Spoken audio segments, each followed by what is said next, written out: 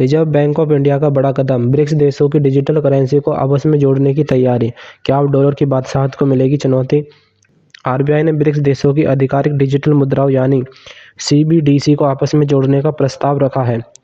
RBI का कहना है कि अगर ब्रिक्स देशों की डिजिटल करेंसी आपस में जुड़ती है तो सदस्य देशों के बीच सीमा पार भुगतान तेज, सस्ता और आसान हो जाएगा।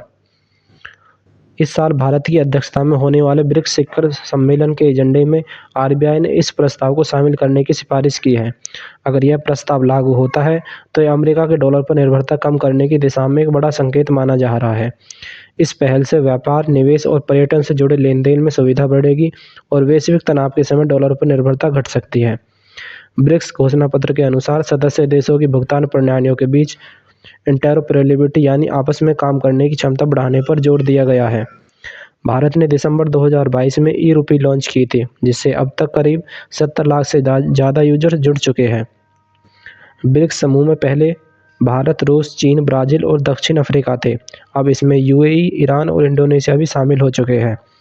विशेषज्ञों के अनुसार इस पहल से अमेरिका की नाराजगी बढ़ सकती है। पूर्व राष्ट्रपति डोनाल्ड ट्रंप पहले ही ब्रिक्स देशों को टैरिफ लगाने की चेतावनी दे चुके हैं।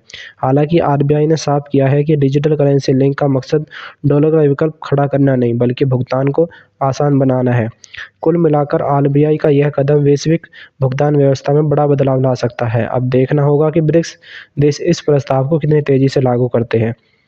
अगर आपको ऐसी आसान भाषा में अंतर्राष्ट्रीय खबरों की सटीक जानकारी चाहिए तो चैनल को सब्सक्राइब जरूर करें।